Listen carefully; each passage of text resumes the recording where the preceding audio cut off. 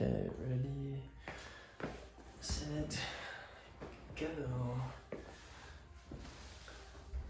I'm Eli Gunderson. I'm Luke Steele. And we're VAEJA. Then this is the story so far, I guess. The road to here and now.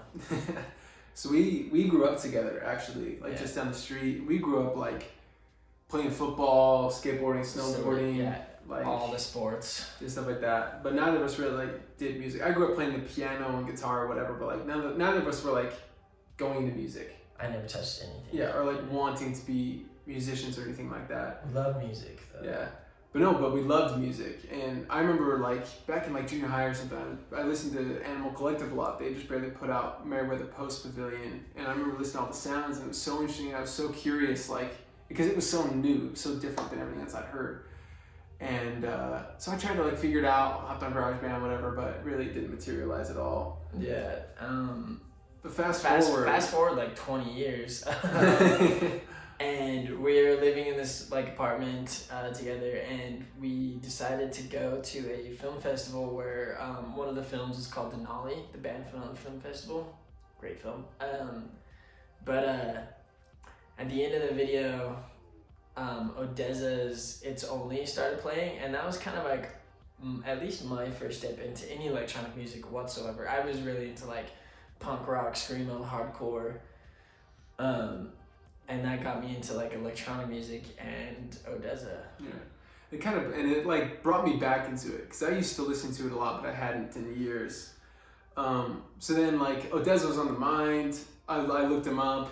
They were playing a concert I don't know, a couple months later at Red Rocks. This is in 2016, I think. And so I was like, hell yeah, let's check it out. So I asked Eli, I'm like, yo, dude, do you want to I've always wanted to go to Red Rocks. Do you want to come? Yeah. See the show with me. And at the time, I just got cut from rugby, from the rugby team I was playing with. And I was like, yo, I definitely need this type of break. And so we went to Red Rocks, and I think I can speak for both of us as it just blew us out of the water. And then the next day, we're heading back to Utah, and Luke is like, yo, we should start a band. Yeah. I was tired of just being curious. I wanted to know how it was done. So I was like, dude, we're starting a band, man. Hey, man, we're starting a band. But, we'll call it the Steel Guns. Yeah. And I was like, yeah, dude, that's a dope-ass name. Luke Steele. Elijah Gunderson, Steel Guns. People felt we were in a death metal band, though, so... Yeah, it was pretty hardcore. Anyways, I was like, whatever, dude. I have no interest, but I'll do it to hang out with you. But then it quickly became an addiction. Well, first of all, I'll start off by us buying a MIDI controller. At a piano store. And then our roommate was like, hey, dipshits, you need a DAW. And we're like... You need software. Yeah, you need software. We're like, okay. So I actually, Big Wild is just barely open for Odessa at Red Rocks. He was still relatively small at the time. He had 4,000 Instagram followers. I DM'd him, was like, yo, we want to try out music. You have an awesome set. What do you use? So he told us he used Ableton for his production live show. So we bought Ableton, and started cooking up. Dude, and the freaking chef was in the kitchen from then on out.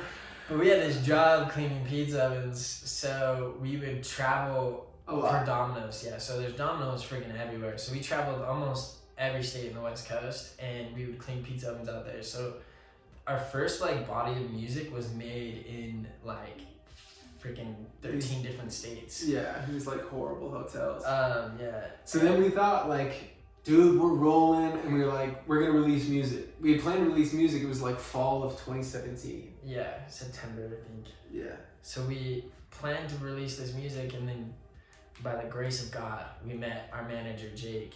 And how would you describe Jake? I would describe him as one whose Rolodex runneth over. Yeah.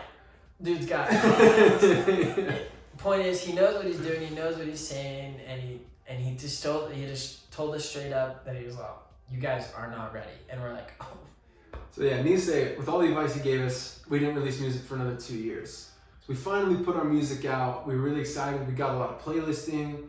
We hit over 1 million streams in our first year of, ever releasing music, which, was more than we ever thought. We started making actual money so that music, not enough to live off of, but it pays for itself. Certainly enough so music pays for itself.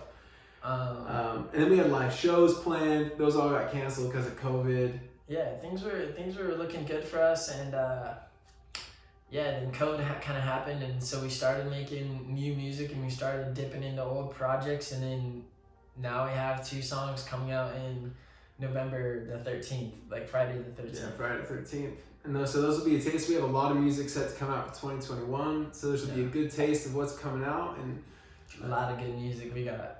Hopefully we'll get some good features and good stuff happening. It's exciting. So that's the story so far. You're caught up now. Welcome.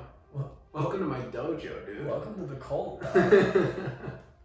Dude, welcome to the what would you call it? Cult.